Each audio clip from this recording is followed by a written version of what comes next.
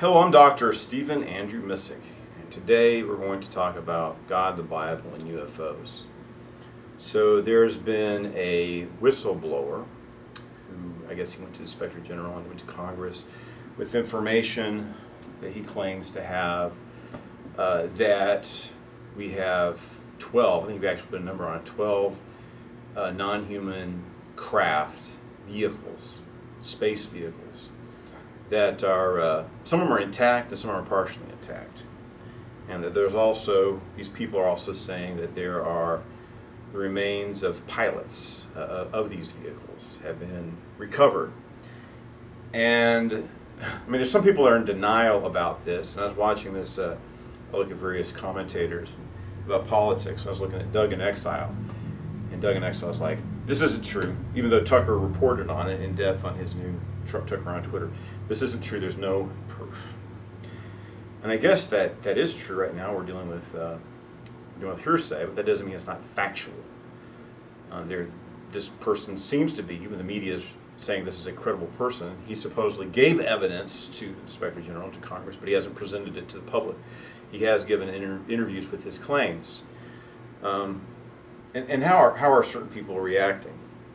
Tucker Carlson belongs to he's conservative, he's a social conservative, belongs to a liberal denomination, the Episcopal Church, but not all, I mean, as a whole the Anglican Church is liberal, but not all Episcopalians and Anglicans are.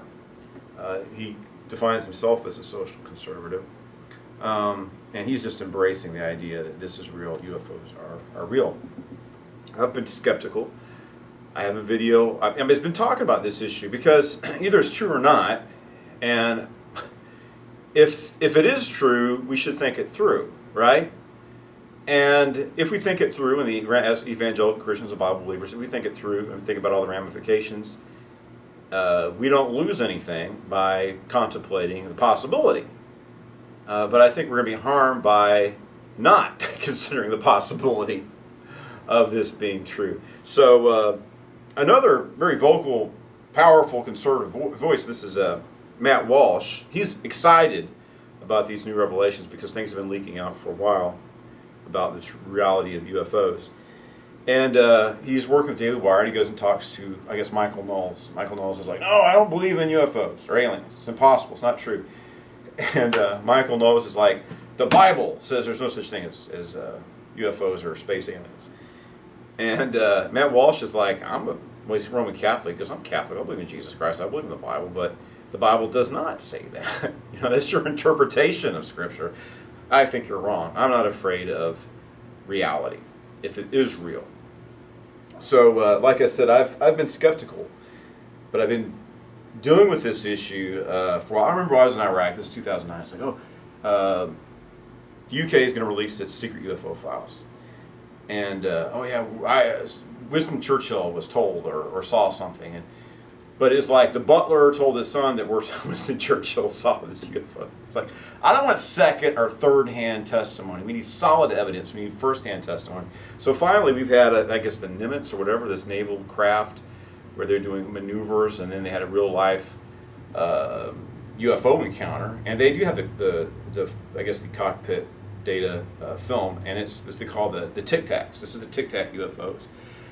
And they're the size of school buses, about 30 feet, and they're described as being, like giant Tic Tacs, the little candy. And they're just flying at incredible speeds, making 90-degree turns, and the centrifugal forces would, for our crafts, would cause the crafts to our planes, if they turned like that, they would just break apart. And the gravitational forces on a human being going, these sudden bursts of speed, unless we had some kind of technology to damper the impact, it would kill people. So this is, what are these things? Are they drones?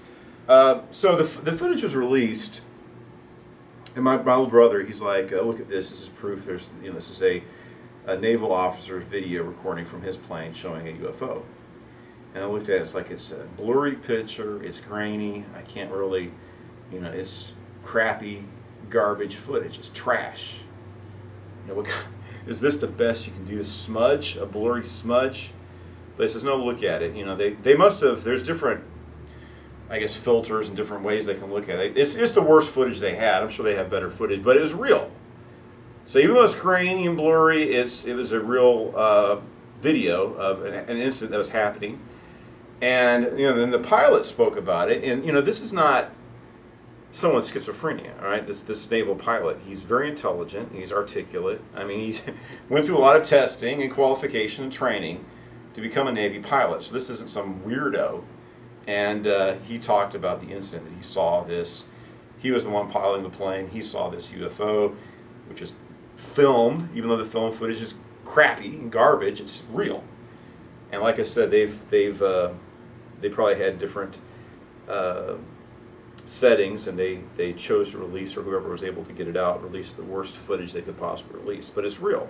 How can you deny that? I mean, reality is looking at your face. Even though it's garbage footage, it's still real footage.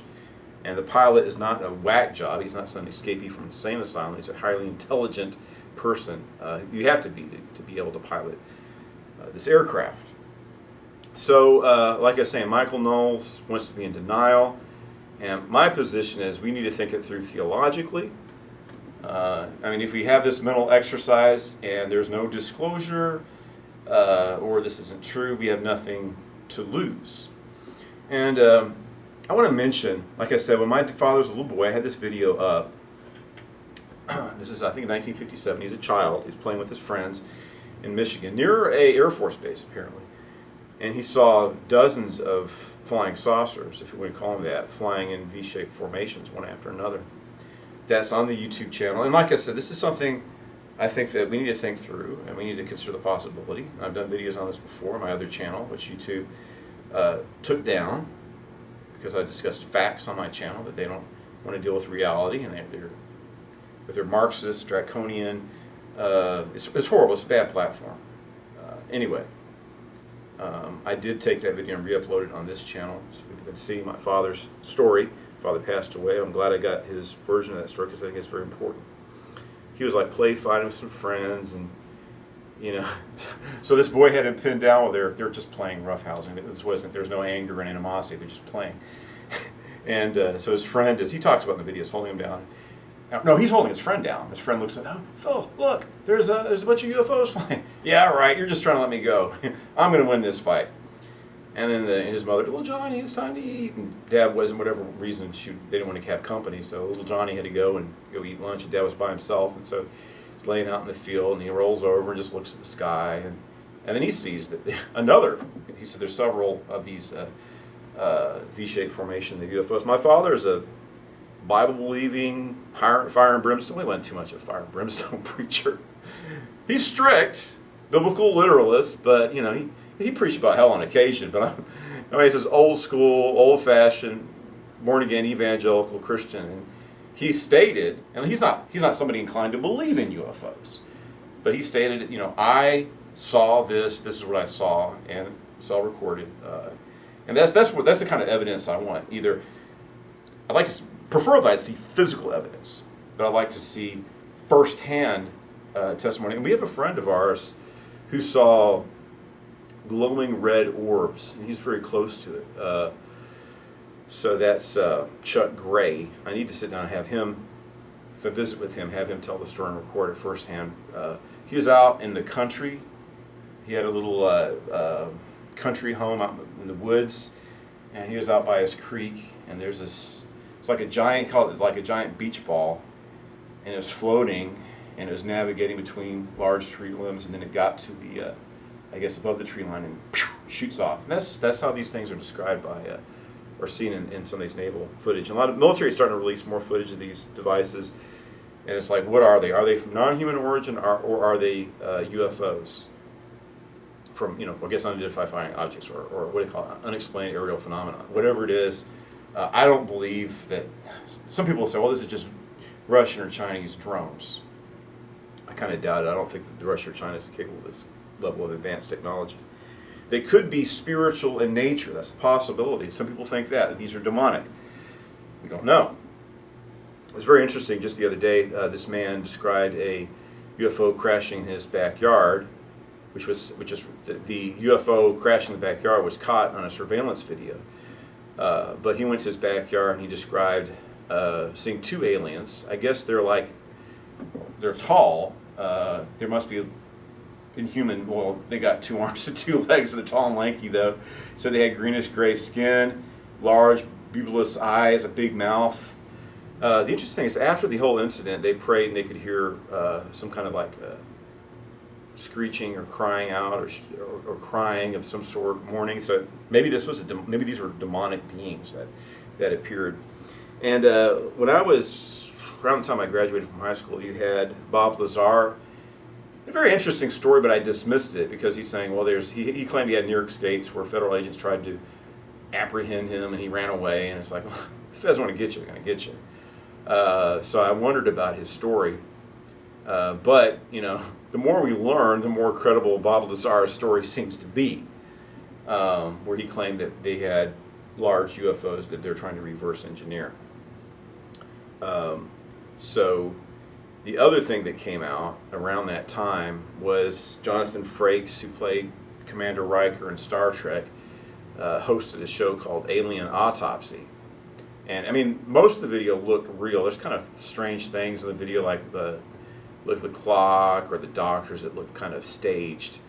But it's a very convincing video. And anyway, they interviewed some special effects artists, and this guy was saying, I don't know how they did that. It's very real. And but later on, he kind of was more evasive. Like, I didn't say that it was a real alien. I'm just saying that whoever did that autopsy and created that, I haven't seen that level of, I'm the best special effects artist, and that's better than anything I could have done or anything anybody I know of could have done. But but he said, I'm not saying it's real. I'm just saying I don't see how any visual effects artist could have created something like that. And I was dismissive of it as well. But maybe that alien autopsy video is real after all. Time will tell. So my brother and I, we went to it's a sad event. My cousin Lois, she was a very elderly woman, very good woman. Always kept in touch with the family, very connected with our family, and visit with her as often as I could. She's in California, we're in Texas, but I visit with her. And like I said, she's been very good to the family. She's been very connected, very caring and loving towards. This is her side of the family, And she passed away. She's almost like 100 years old.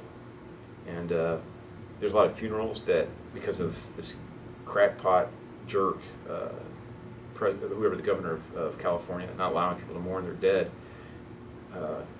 criminal. Gavin Newsom is a jerk. So several funerals I wish I could have gone to. I wasn't able to. My cousin died, my aunt died, finally Lois died. And it's like, well, I couldn't go and mourn the loss of my family members, but I'm going to go there for their sake and for her sake. I'm not missing this funeral. So Josiah and I decided to do a cross-country trip, and he wanted to see the mountains of New Mexico. And what happened is we went through Roswell, and it was the anniversary, I think the 75th anniversary of the Roswell incident. And like I said, I get skeptical and dismissive of things like this, but I saw something, I want to read it here. They're doing a celebration. Maybe it was divine providence that Josiah and I were there at that time. I think it's very interesting that just through happenstance we happened to be there at this anniversary. 1947, that was the incident. Still the Army Air Force. Just a few weeks later became the Air Force became its own branch. So on July 8th, 1947, RAAF, I guess the Roswell Army Air Force, Public Information Officer Walter Haut issued a press release. This thing's not cooperating with me.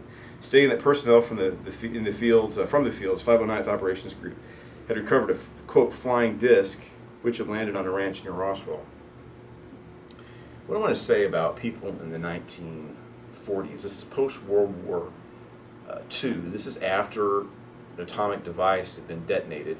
It's a war crime, in my opinion. I understand people disagree with that. That's my opinion. But we dropped atomic bombs on Hiroshima and Nagasaki. But before that, we have tanks.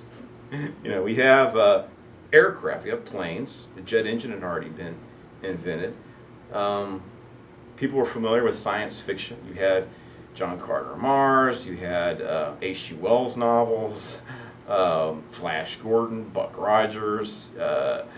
There's people who are familiar with science fiction, life on other worlds. They're familiar with the idea. I mean, what was it, Malleus, one of the first films?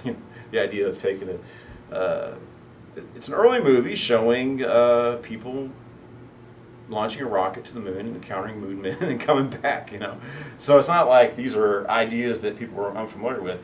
They had electricity, and this is a generation. I mean, a whole generation that had. The big transition was probably like World War I, where you had the horse and buggies, you had the cavalry. By the end of the war, you had mechanized vehicles, mechanized warfare, and 1947, most people had have enjoyed modern luxuries, electricity, washing machines, dryers, cars, planes, and they fantasized about the world to come. They had movies about the future. People had optimistic ideas about the future back then.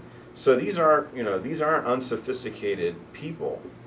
I mean, Zeppelins, those are large, lighter than air devices, but these are large aircraft. So people are familiar with technology, and this is an Army public affairs officer.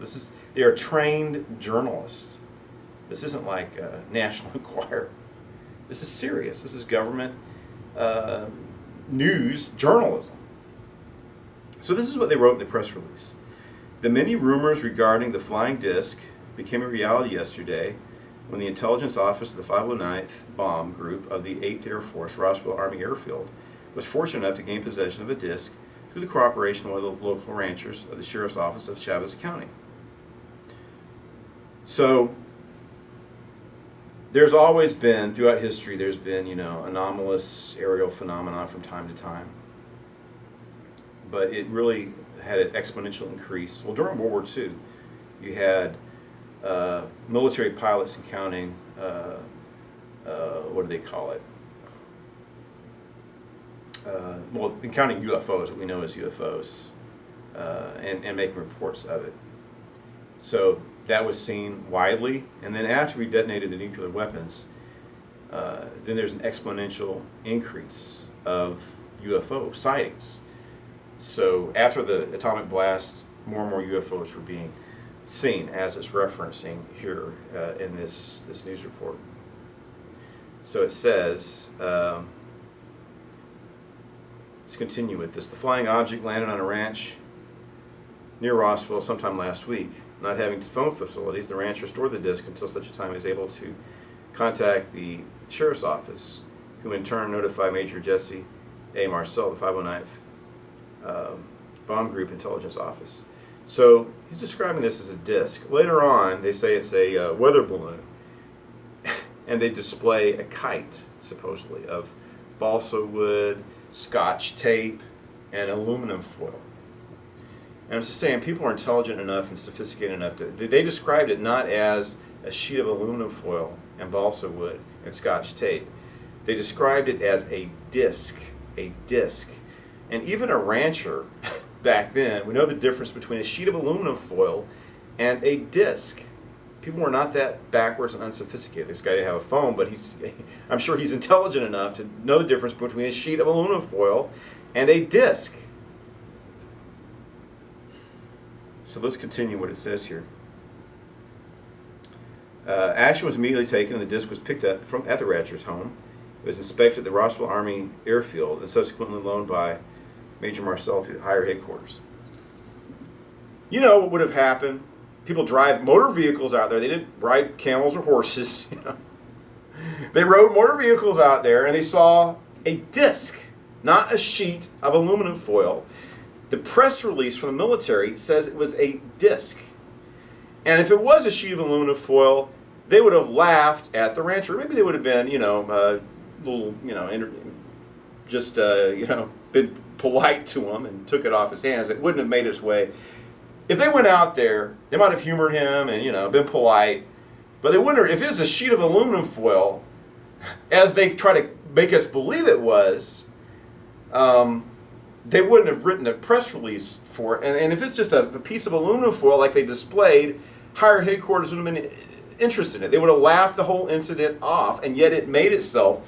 They sent it to higher headquarters, and they did a press release just a few days after this was released, after it was the front page of the paper.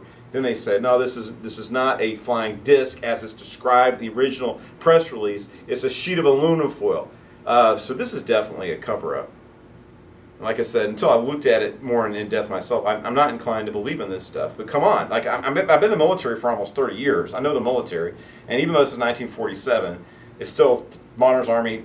It's part of the same institution, and some things don't change. And look at the historical context. This is not the Wild West or even before. We're not talking about Revolutionary War days. This is in the modern industrial age where these people, educated people, intelligent people, highly trained people, described it as something they found as a disc. And they covered it up. Now, some jerks' buttholes, they're just trying to protect evangelical Christianity. That's why they're hiding everything. It's the born-again Christians covering it up. I mean, look at what the whole institution, the whole establishment of this country, it just hates on Christians. National pastime. Shows like The Handmaid's Tale, just hate literature. You know, our colleges and university, they ridicule and mock Christianity. I mean, the whole pushing of gay marriage, and now this transgenderism. This is cultural hostility towards it. That's what we see in our cultural institutions. Is hostility towards the church, towards Christianity, trying to marginalize and diminish Bible believers and people of faith. So I don't think that the reason why they're hiding the UFOs has anything to do with the Bible or Christianity or Bible believers in the government. There's something else going on. Now just imagine that. Well, let's talk about really quick Don Jr. talking to Donald Sr. And he was like, could you tell us about Roswell? And President Trump says, well, I don't know about that. I don't know about if I should release what I saw. It's very, very interesting. And I don't know, what happened there. I don't want to spill the beans on it because I guess he's concerned about the ramification. Now, earlier, Obama was asked when he was president, what do you think about UFOs? He says, well, yeah, I've seen some stuff, but it's not what you think. It's not a big deal as you think it would be. So what's probably going on? It's interesting these vehicles are intact. I don't know why they're trying to cover it. Maybe they're trying to control the technology. Maybe that's what it is. But apparently these crafts have been found not just in the United States but around the world. So the government of Russia probably has several UFOs as well. China, maybe countries in Latin America as well. So this is a global, it's not a uniquely American phenomenon, it's a global phenomenon. And there's also, I saw footage from the Chilean Air Force similar to those pilots that are in, I think it's like 2014, where they encountered several of these TikTok UFOs. So there's other flight data recorders they've documented. Of course, they're also releasing hazy, blurry images as well. So I think something's going on. It could be a spiritual phenomenon. Like I said, this person encountered these 10-foot tall entities. I mean, after hearing the cries of agony after they prayed, and these things are described looking demonic anyway. Maybe they're not. Maybe they're just these beings. What kind of surprises me about this, if this is true, I'm kind of surprised that advanced civilizations, if they have this sort of technology or visiting this planet, would allow, it seems like if they had a crash, why aren't these aliens retrieving the vehicles and retrieving the bodies of the dead? Now, it's probably 5 years ago, I thought this was very interesting, where NASA released a job listing for someone to be a representative in human-alien relations to represent our planet Earth in the case in which we encounter advanced interstellar civilizations. Why would they release a job listing like that? What would that's kind of strange. And these things, this was released during the same time as the the video, the flight data recordings were released as well. That is something that kind of surprised me. And also, I forget, I have to do some more research on this issue, but somebody, it looked like a real, because being in the military, I look at military documents, and this is the military pamphlet for a secret project dealing with alien life, and apparently these aliens have no direct contact. They're not coming down and as far as we know, and actually speaking to anybody. So they're aloof and standing off of us. There seems to be a relation, as I mentioned, where you have an exponential increase in sightings of UFOs after the nuclear or the atomic bomb explosions in Japan, and after we had detonations around the world, and these objects seem to tend to come around or hover around military sites especially, but also nuclear sites. They're very interested in that. Perhaps we're just tapping into this power, and it has a lot of more potential than we're even aware of right now. And they're concerned about this. Kind of reminds me of that movie, the old The Day the World Stood Still, where once we developed as a nuclear power, these alien civilizations are concerned about where we're going to go with that. I was thinking today about, in Star Trek you have these Klingons, right? It's a violent warrior civilization. It's like, we don't like to think of ourselves that way, but that's what we are. Very violent warrior people. Even the United States of America, I admit it. I've been I was an armed combatant, served in Iraq as an armed combatant, and I believe in the military warrior ethos. But I think this, in a sense, this is also a national security issue. Our whole species could be threatened. They seem to have no interest in interfering. Maybe they have like a prime directive thing, where they're not directly interfering with us in any way, as far as we know. But what I think we should do about this, if this is true, I believe that they should not have rescinded that press release. They should not have hidden that UFO away in Roswell. And like I said, I used to not believe in Roswell. I thought, well, maybe it was a weather balloon or a kite. I mean, now reading it, once I see the press release, I believe that they described a disc. These are not ignorant people. These are educated people. A major in the military is an educated person. You have to have I have a doctorate, but you have to have at least a 4-year degree to be an officer in the military. They're educated people. These aren't, hicks or hillbillies or, hood rats or thugs or whatever. These are educated. The rancher, I guess, he's a man that works the earth, but I'm sure he's not an ignorant person either. So what they need to do, because if we're dealing with facts, we need to deal with facts. Matt Walsh's position is like, I believe in the Bible, I believe in Jesus Christ, and I mean, if flying saucers are real, I can deal with that, and that's not going to change my relationship with God through Christ. Could it cause people to rethink things or interpret the Scripture differently? Or maybe some people leave the faith. I don't know. It's like we can't know what we don't know. So I think it would have been better for humanity if there was a disc found at Roswell, for them to, as they did, release the information to the public.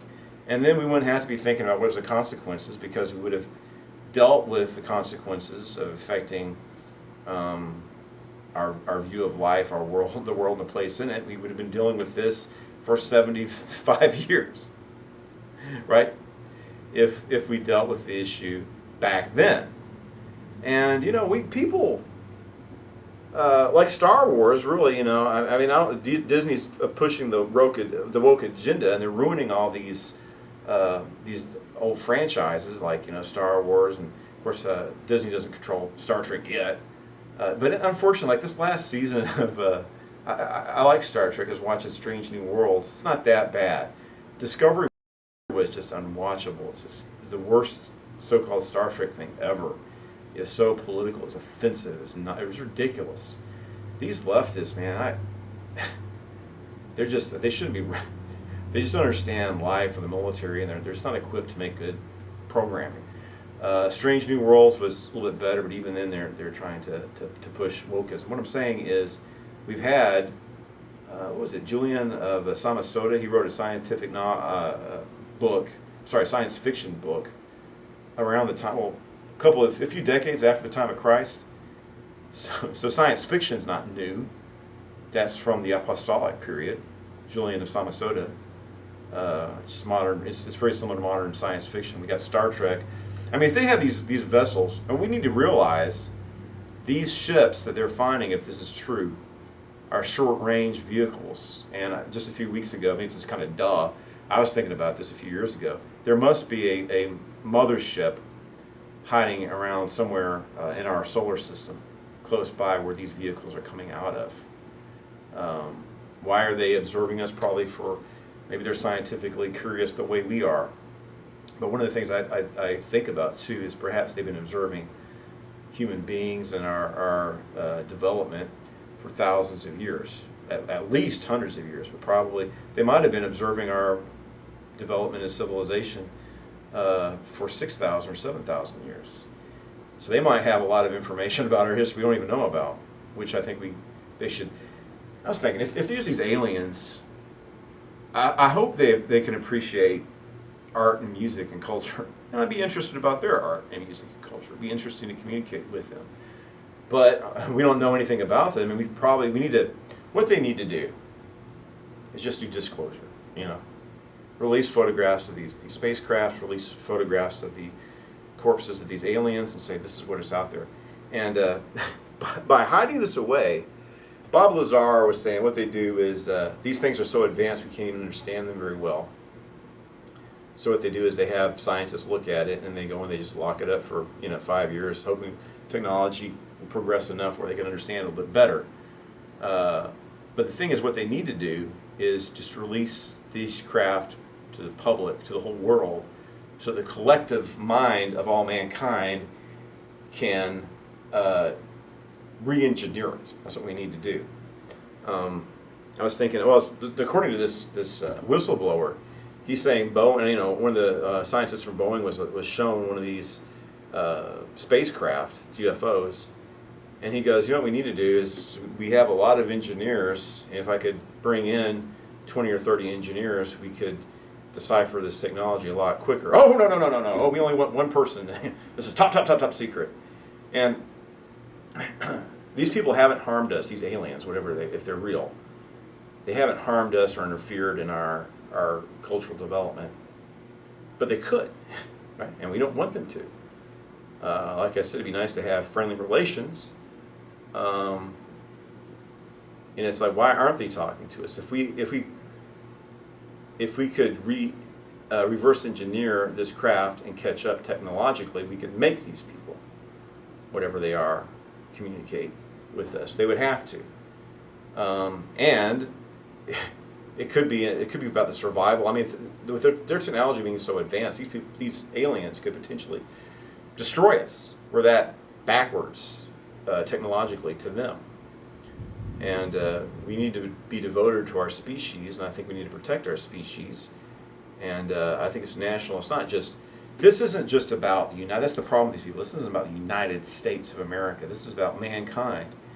And the human species, planet Earth. I love America. I'm very devoted to our country. I know they're dangerous, like communist China is a risk to America and the world. Radical Islam is a risk to America and humanity. It's dangerous and evil. Radical Islam, communist China, even totalitarian Russia. I wish we could have more peaceful relations. I wish people would move away from Marxism. That's another thing I was thinking about. It's like, so Barack Obama is a jerk, but he saw this information. It didn't really affect him too much. He's still a gay Islamo-Marxist, despite seeing, and Donald Trump.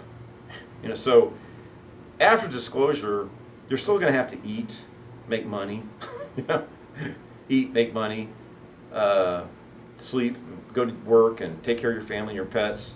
So it's not like everything's going to change. Life is going to go on, and we have to take care of the basic necessities. We have to live and enjoy life.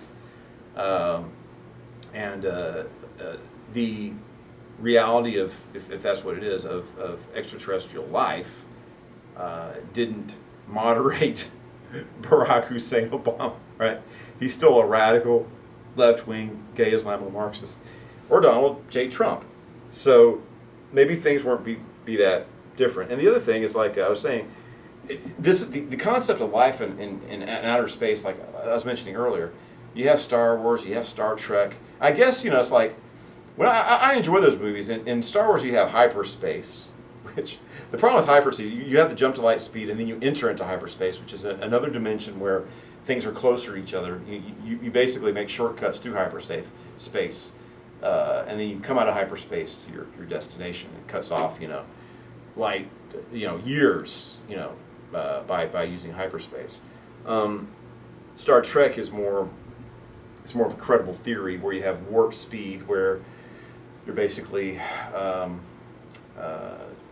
what do you call it? Folding space. There's a bubble of space-time around the Enterprise, and it's creating is folding space around it. It zooms through, cutting through space and time. I mean, theoretically, warp speed is possible. Of course, we don't have that technology. But apparently, if these UFOs are real, they've found a way to do interstellar space travel. Because like right now, if we could approach near the speed of light, it would take us 8 years to get to the Alpha Centauri star system. So that's a challenge for us for space exploration. And a lot of scientists think, well, maybe it's not possible to transcend or somehow get through folding space or some other means. It's impossible to go past the speed of light or move through these spaces. But apparently, if these alien technologies, they found a way to do it. And that means, that opened the door to the entire galaxy or universe to us. That's very important. So you could have, Star Trek's like, it's kind of ridiculous in some ways. I enjoy Star Trek, but it's like Einstein said, if you do light speed, you're gone for an hour, you come back, and it's, while you experience an hour going to Alpha Centauri and coming back, traveling light speed, you come back to Earth and it's 90 years later, because you're experiencing the theory of relativity and all that.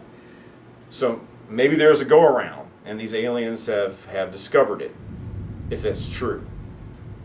So this is very important. Like I said, this could be about the survival of the human species. Maybe these people are just biding their time, and they or these aliens, they could destroy us. I don't think I think if they were going to, they would. Now, like I said, they don't seem to be interested in interfering with us.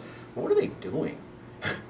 Just for air traffic control, we should know this is our planet. It's not their planet. And, apparently, according to the Bible and science, we came from this planet. We originated on this planet. The Bible says we're created the dust of the earth. Scientists believe that, through theistic or atheistic evolution, that we originated on this planet. Who are these people to come over here and, not tell us where they're... There's been stories of, like, near misses. And like I said, just a month ago, this ship made an unintended stop in somebody's backyard. If this wasn't a demonic or it's another possibility. I'm not discounting the possibility this is a spiritual phenomenon. I just think the most logical explanation is that this is alien life, and if that's true, we need to just deal with it. And what about these?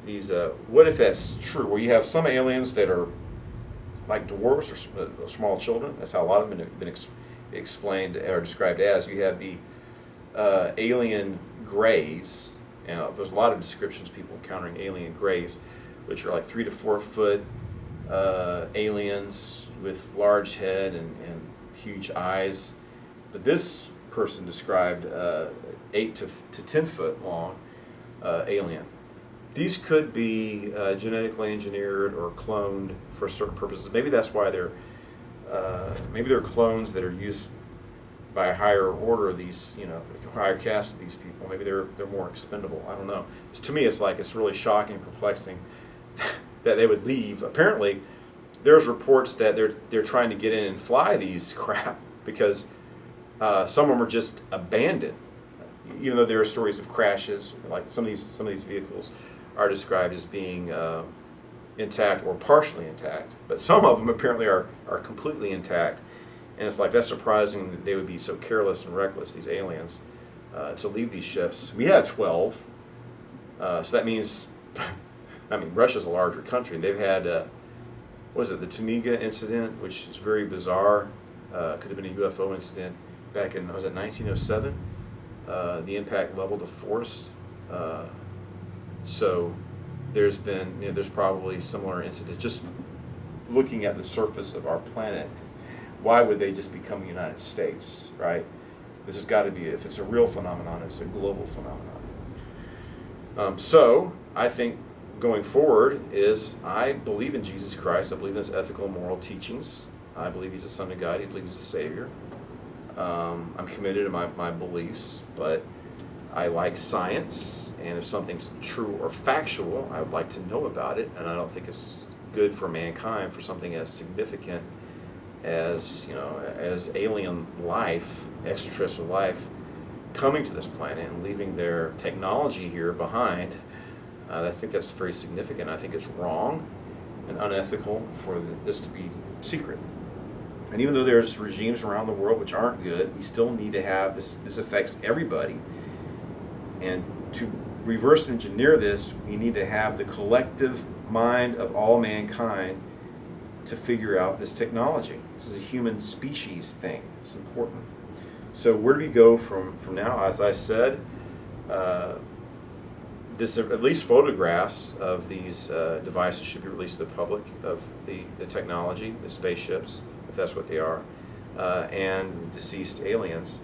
The whistleblower and people affiliated with this, and this, what's his name, Schulenberger, this guy that worked on the Twitter files, he's also done his own research. He's convinced by the anonymous people he's spoken to that this is a real incident. This is not just hokum. This is something that really happened. So he's saying, I talked to people with direct knowledge, but that's the problem, is we need more direct evidence. We need the person who's actually seen the devices to tell a story and to prevent concrete evidence, because right now it still is, Doug and Exxon is correct, it's all hearsay. So we need this information. We need it to become public. So the whistleblower is saying, it's the military, the Pentagram is covering all this up. Sorry, the Pentagon. And Marco Rubio, I forget the other senator, he says what's going to happen is Marco Rubio is going to have to go to Area 51 or wherever and say, you swore an oath as the military, we have a civilian-run military, you swore an oath to protect and defend the Constitution, to obey the Constitution, and I'm the leader of this country, a leader, the Senate, outside the executive branch, the legislative branch is the highest office, in Congress. This is the highest office in our Congress. This is senator. And I, as a senator, demand that you show me these crafts. Come on the military base and say, yes, this is civilian oversight of the military, this is the Constitution. You're constitutionally obligated to show me these devices, these vehicles. So is he going to have the courage to do that? What would happen if he did? How would they try to stop or obstruct him?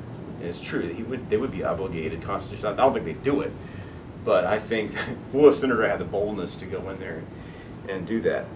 Maybe we're just going to have leaks. There's going to be so many leaks that enough facts of it's going to be established. We need more leakers. But I think what's going to happen, and that's why I think it's a healthy exercise for Christians to think about possibilities and ramifications of disclosure, if that's what you want to call it. But I think that I don't think we're going to get any solid disclosure cooperation from the government, probably not for several more years. But we're learning more all the time, and there's more leaks coming out, so eventually I think it's going to be established. The sooner the better. If they didn't retract the story in 1947, I think, and they released at least some of the information to the general public back in 1947, we'd be better off now, because we'd found a way to cope with the shock, decades ago. And perhaps if they hadn't hidden this stuff away, we would have been able to decipher and reverse engineer the technology 20, 30 years ago, and now we still can't figure it out. That's because they're hiding it and not going public with it. And yes, there's evil forces around the world, but for the collective benefit of all mankind, we need to use the collective mind of all people to decipher technology that's hundreds of years ahead of us. And this could be a survival of the species thing. We don't know what these people, these aliens' intent are, if they're hostile or kind and compassionate. We don't know what their motivations are, and we need to do what's necessary to protect the human species. And it seems like Christians would want to do that if you believe that man is made in the image of God, and God created us, and life has a purpose. Don't you think that it'd be better for us to be put in a situation where we can preserve our lives against what could potentially be hostile forces? We don't know. So there's no indication they're hostile forces, but maybe they are. And at the very least, what if these crafts are Russian or Chinese technology? And then this leaker said, either these craft are on these bases or they're not. And Congress should go in there and insist that this information be released at least to them. And if there's nothing to it, then they should prove in a factual manner that there is nothing to it. If there is something to it, this is our government. And like I said, this isn't just about the United States of America. In my opinion, this is about the human species. And the Bible teaches, God loved the whole world, and we should too. And we should seek the good of all mankind. And therefore, we have to stand up to these sinister, evil forces in our government, which is trying to keep important information, trying to keep people ignorant. And it could be a dangerous ignorant, trying to keep people in the dark. And we can't have that kind of ignorance. We need this could be these generals or deep agent, what we call deep state characters that are covering up these UFOs. They're potentially endangering mankind by withholding information from us. And if this information could force us to reevaluate our beliefs as Christians and change our understanding of the Scriptures, that's fine. I want to mention in conclusion, like I said, some of this is about bad interpretation of Scripture. When Copernicus came up with his heliocentric idea that the Earth was orbiting around the sun, now a lot of people did think the world was flat, but Aristotle described the Earth as being a sphere, and the Greeks knew it as a spherical object, and most educated people, even in that, common people thought the Earth was flat. Some scientists did, but most people who were real scholars and educated back then knew the Earth was spherical. It's established, known fact. So that's not the issue. The issue is, is the Earth orbiting the sun, or is the sun orbiting the Earth? So Copernicus said the Earth is orbiting the sun, and Luther says, well, the Book of Psalms says the Earth does not move. The Earth does move. In fact, the sun moves. We're orbiting not only are we orbiting the sun's orbiting the Milky Way galaxy. But from our experience as human beings, the Earth, unless there's an earthquake, the Earth isn't moving. It's just the way we experience it. We talk about sunrise and sunset. I mean, that's how we view it. That's how we experience it. Of course, that's not what's happening. The Earth is rotating, revolving, and rotating. So Luther's like, no, Copernicus is wrong. But he's taken a psalm. I love the Book of Psalms. It's very inspirational. It's just meaningful. It's just an expression of our humanity and our relationship with God. And he's taken a poem. A poem. Somebody's divinely. It's not a scientific treatise. It's a poem. And he's reading it. Oh, no, Copernicus is wrong. The Bible says the Earth doesn't move. And there are things I don't like about Martin Luther. He had a lot of noble qualities that I admire. I admire his impact in history. But get with it, right? The fact of the matter is Martin Luther was misinterpreting Scripture. He's wrong scientifically. Copernicus, even Galileo, right? Galileo was a devout Catholic, and apparently so was Copernicus. So, and they were scientifically correct, and their interpretation of the Bible was right, and their understanding of theology. And some of these people who couldn't deal with this paradigm shift, that's what you call it, they were wrong. But of course, Luther was wrong about that. He's right about a lot of other things. He's a good person overall, but we don't want to be like him in that aspect. So that's my comments about these new discoveries, And I hope the truth comes out, because I think that we need to know what's going on. We understand mankind's place in our galaxy and how that affects us. I think that we need to quickly reverse engineer. This is real. Even if it's Chinese or Russian technology, we need to, they should bring Boeing in there to, as many people as possible, as many minds as possible to work on this technology, so we can have a technological breakthrough to benefit all mankind for our safety, our security. And I remember there's this Keith Green song where he's talking about look out the window, see the earth. And, he's talking about where did it come from, where did it go. And he mentions in the song, look at the stars and planets. God's given this to us to share. So potentially we can be an interstellar civilization and find our place among the stars. And let's do it. Let's go beyond and touch the stars. And but first, where are we at right now, and how do we move forward? And these people in the Pentagon, like I said, I don't think it's about the Bible or Christianity. It's probably just about control of information, control of technology. But these people are making a big mistake, and they're being harmful. And I really believe if that the original press release was accurate, it should never have been repealed, and that the truth should have been put out there in 1947. Mankind would be better for it, and the sooner they put facts out there, as soon as the facts come out. We should be afraid of facts, right? We've got to deal with reality, deal with the facts of the world. But some people are afraid, but we just need to embrace facts, truth, and logic, and faith in God and belief in the Scriptures. I think it all goes together in the end. So I think the information needs to come out. I think we deal with it, we can cope, but we need to know the facts as soon as possible.